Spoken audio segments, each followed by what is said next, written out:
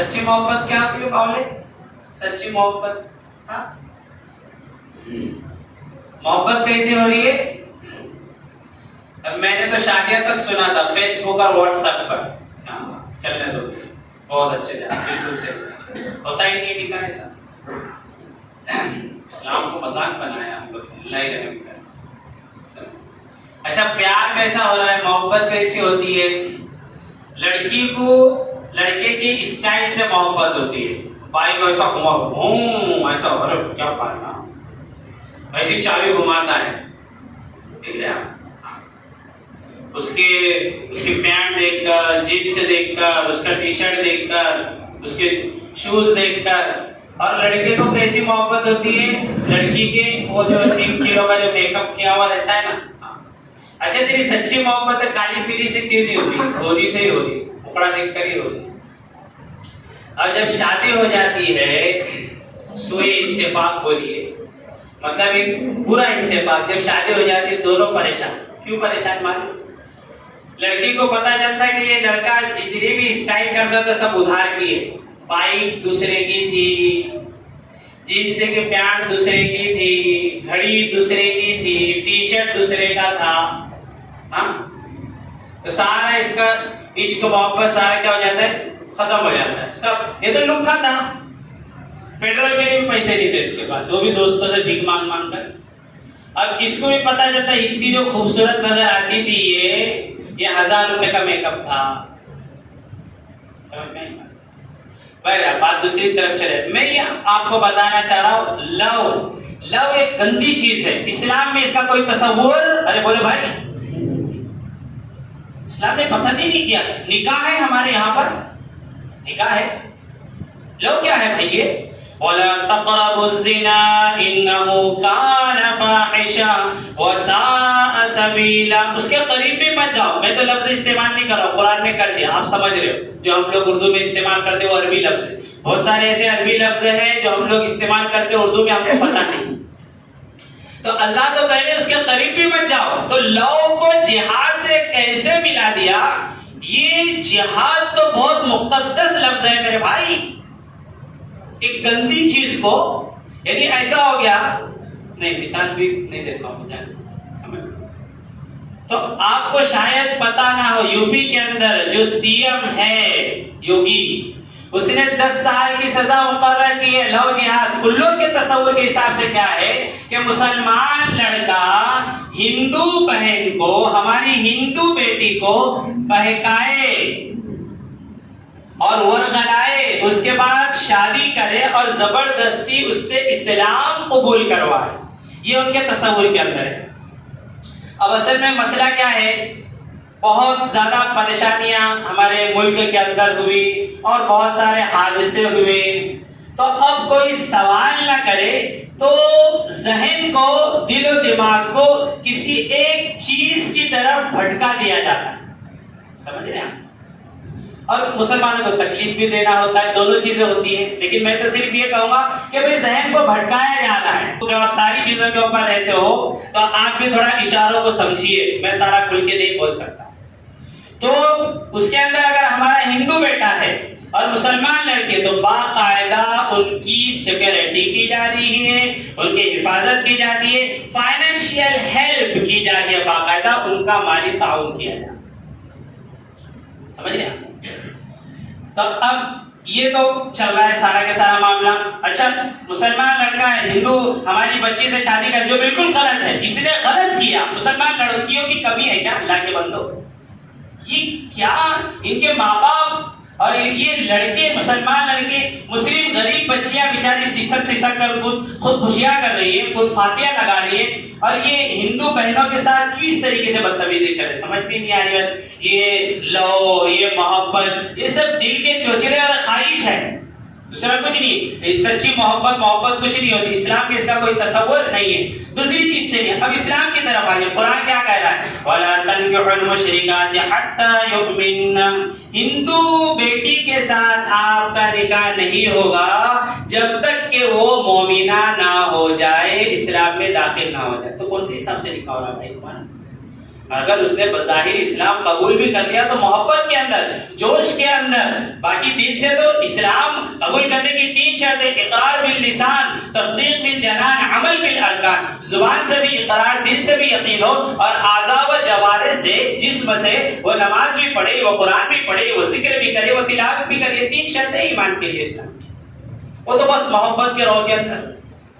تو میں مسلمان نوجوان سے بھی کہوں گا، الحمدللہ میں نے اپنے ایریے کے اندر ابھی تک دیکھا نہیں ہے کہ کوئی مسلمان نوجوان کسی ہندو بیٹی کو، میری ہندو بہن کو لے کر آیا.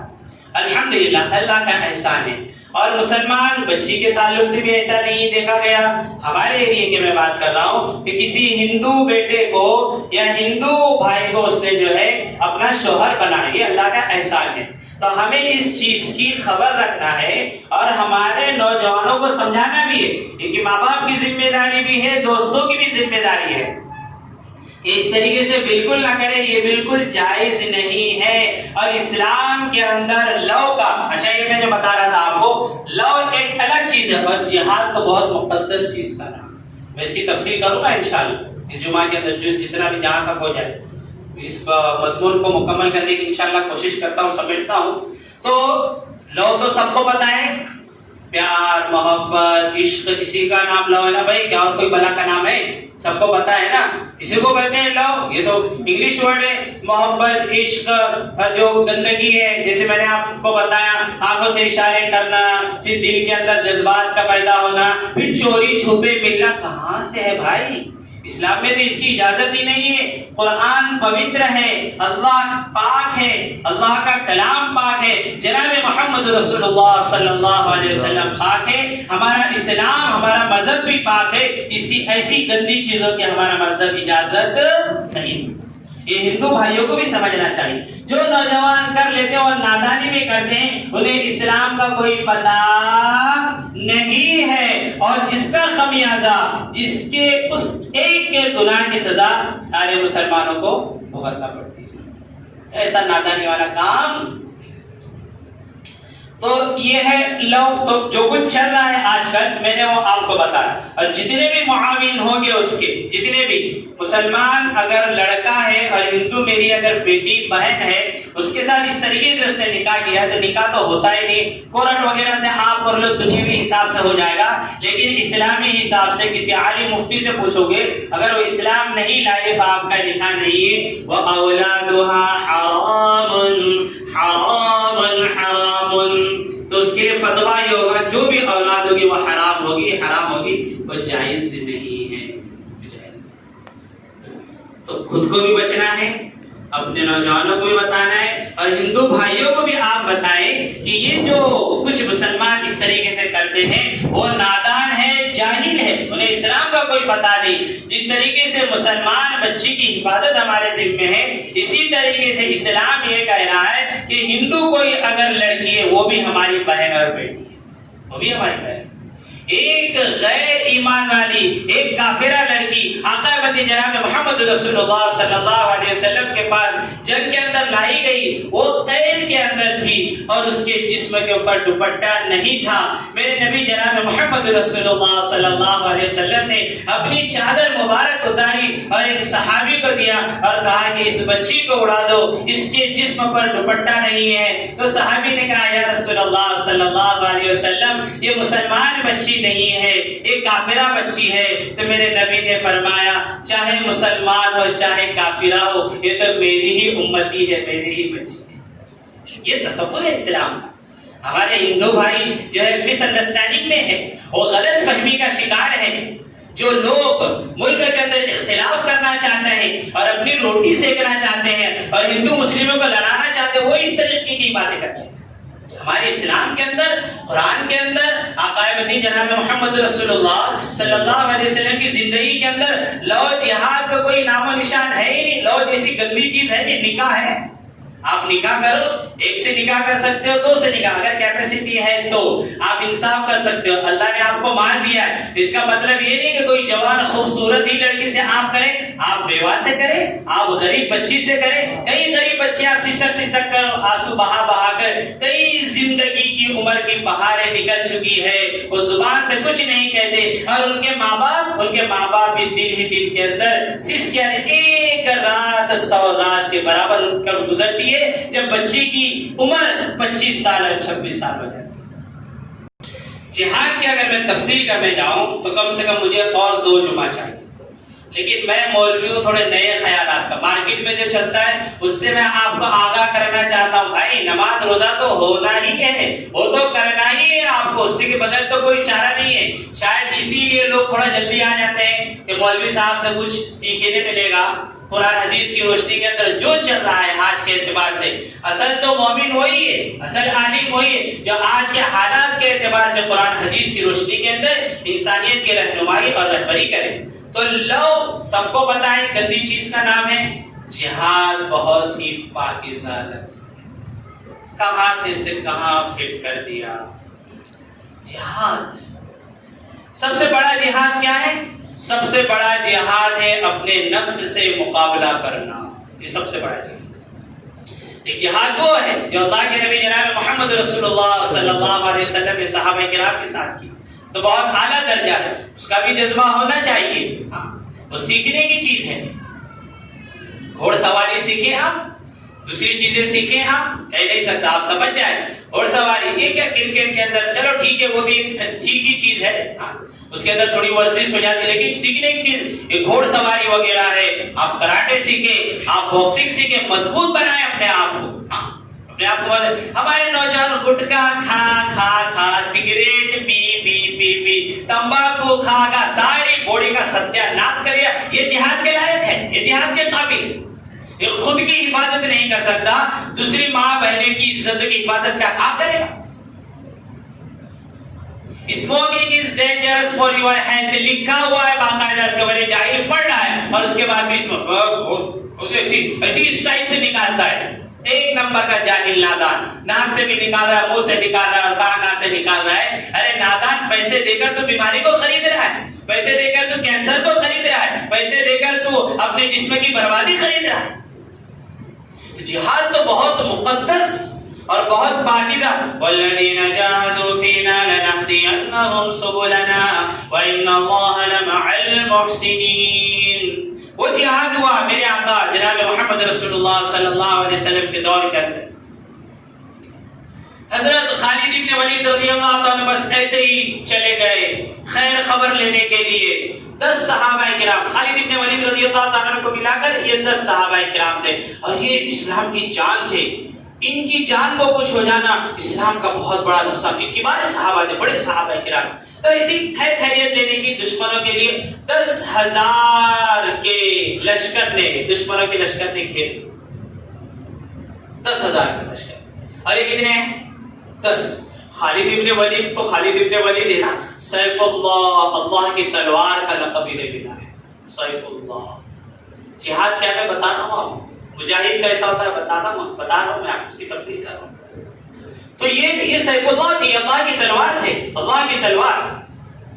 تو اب یہ یہاں پر پہنچے تو انہوں نے دیکھا چاروں طرف ہم لوگ گھیرے ہوئے ہیں، تو اب تو موقع نہیں ملا نا، موقع بھی نہیں ملا۔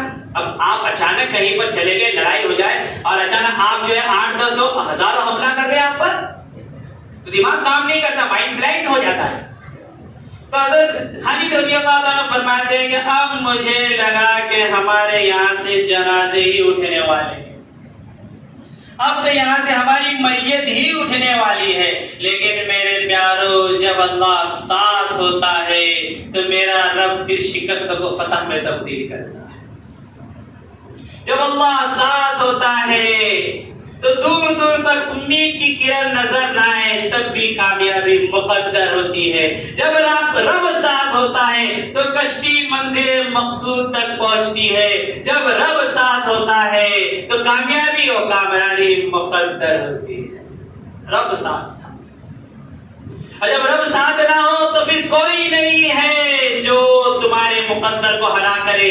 جب رب ساتھ نہ ہو تو پھر کوئی نہیں جو تمہاری کشتی کو منزل مقصود تک پہنچائے, تمہاری کشتی کو کنارے تک پہنچائے. پھر کوئی نہیں ہے جو تمہاری رات کے بعد صبح لا سکے. پھر غم ہی مقدر ہوتا ہے, آنسو بہانا ہی مقدر ہوتا ہے, شکست اور ناکامی ہی مقدر ہوتی ہے جب رب ساتھ تھا. یہاں رب ساتھ تھا, یہاں رب ساتھ تھا. جماعت کے امیر ہے حضرت ابو عبیدہ ابن جراح رضی اللہ تعالیٰ عنہ, رات وقت سو رہے ہیں. آقا مدنی جناب محمد رسول اللہ صلی اللہ علیہ وسلم خواب میں آتے ہیں اور کہتے ہیں ویحک یا ابا عبیدہ, ویحک ابا عبیدہ اتنام خالد اصحابی. ابو عبیدہ تو سو رہا ہے, نبی کہتے اللہ ساتھ. خالد ابن ولید نے ایمان والی زندگی گزاری تھی, وہ لو جہاد والی نہیں, وہ گندی محبت والی نہیں, وہ گندی عشق والی نہیں, وہ لڑکی سے محبت نہیں کی تھی. انہوں نے کہا اللہ اس کے رسول سے سچی محبت کی. جو اللہ اس کے رسول سے سچی محبت کرتا ہے وہ لو جہاد نہیں کرتا, وہ ہندو بیٹیوں کو دھوکہ نہیں دیتا, وہ ہندو بیٹی کے ساتھ نکاح نہیں کرتا, وہ بدتمیزی نہیں کرتا, وہ تو آخرت کی زندگی کے مطابق زندگی گزارتا ہے, صراط مستقیم پر چلتے. تو آقا مدینہ خواب کے اندر آئے, یا امیر لشکر ایک دم اٹھے اور کہا 3000 کا لشکر تیار کیا اور کہا کہ گھوڑے پر زین مت لگاؤ اور ایڑیوں کے اوپر جو ہے سہارا مت رکھو, ایڑی لگاؤ بس اور نکل پڑو. خالد دشمنان اسلام کے گھیرے میں ہے, دشمنوں نے گھیرا ہے خالد کو, نکلو جلدی سے. اب یہاں پر حضرت خالد بن ولید رضی اللہ تعالیٰ عنہ کی بیوی ہے ام تمیم رضی اللہ تعالیٰ عنہا.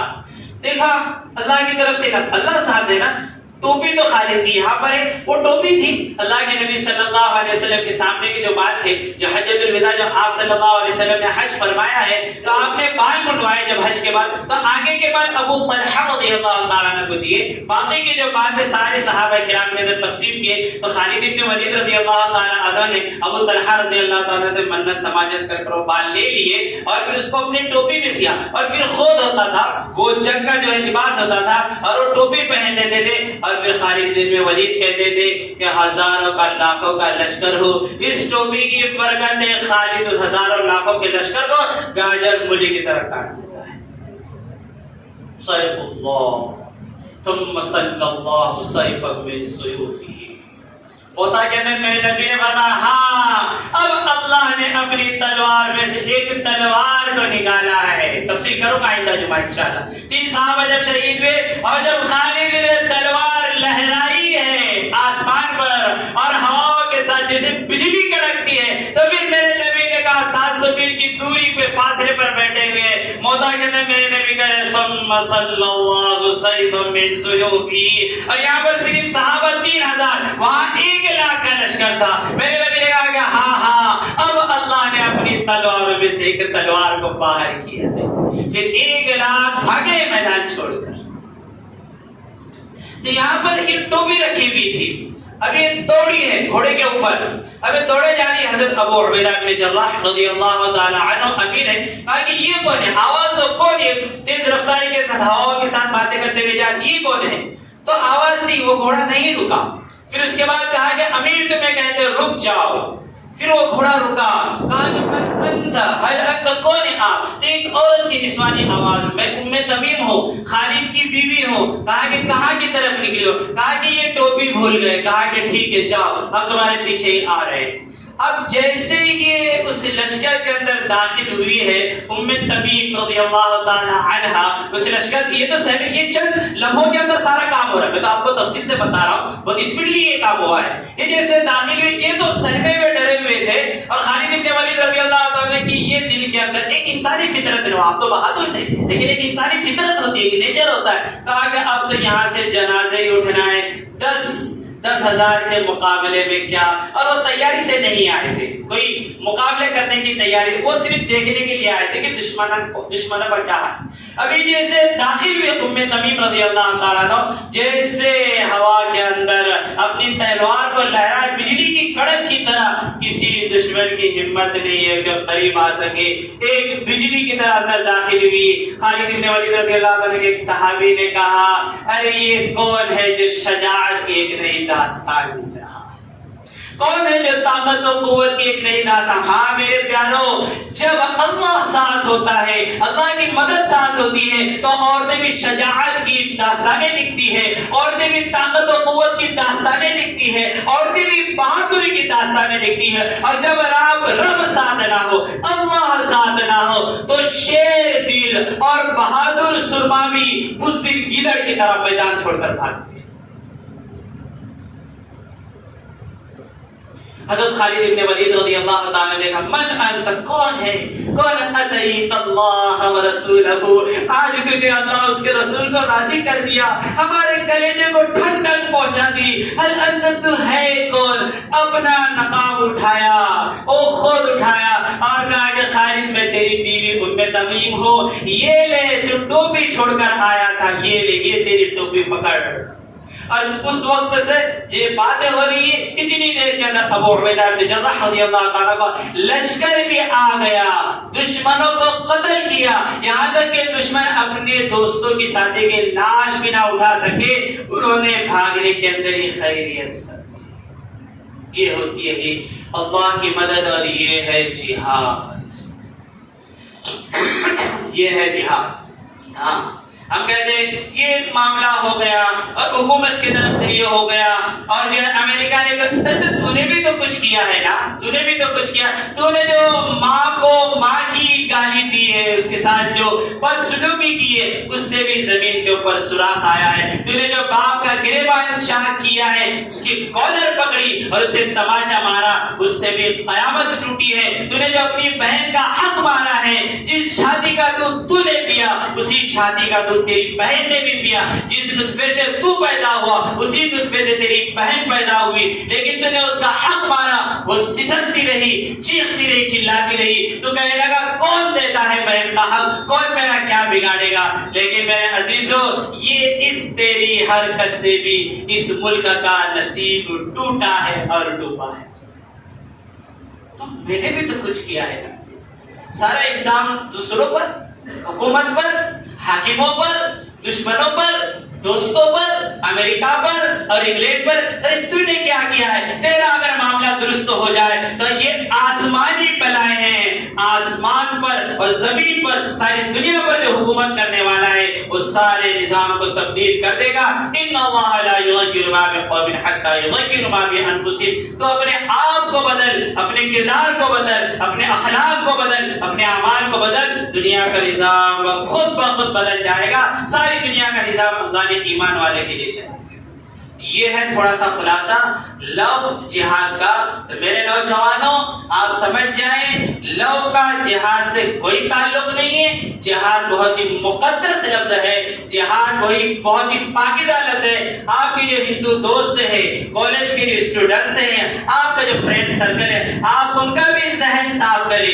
یہ آپ کی رسپانسبلٹی ہے، بڑی ذمہ داری ہے۔ آپ انہیں سمجھائیں کہ اسلام میں لو جہاد کا کوئی نام و نشان نہیں ہے، قرآن میں نہیں، حدیث میں نہیں ہے۔ اور کچھ نوجوانوں نے اس طریقے سے کیا ہے، مسلمان نوجوانوں نے ہماری ہندو بہن کے ساتھ غلط کیا ہے۔ کچھ الٹا بھی ہوا اس کا، مسلمان لڑکی ہے، ہندو بچے کے ساتھ وہ چلے گی، یہ بھی غلط ہے۔ تو نہ یہ ہونا چاہیے اور نہ یہ ہونا چاہیے۔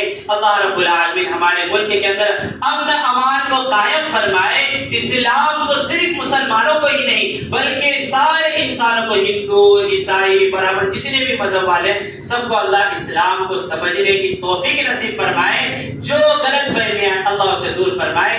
آمین وآخر دعوانا الحمدللہ رب العالمین۔ وہی کھڑے ہو کر صفحے درست کرنے وقت زیادہ معافی چاہیے۔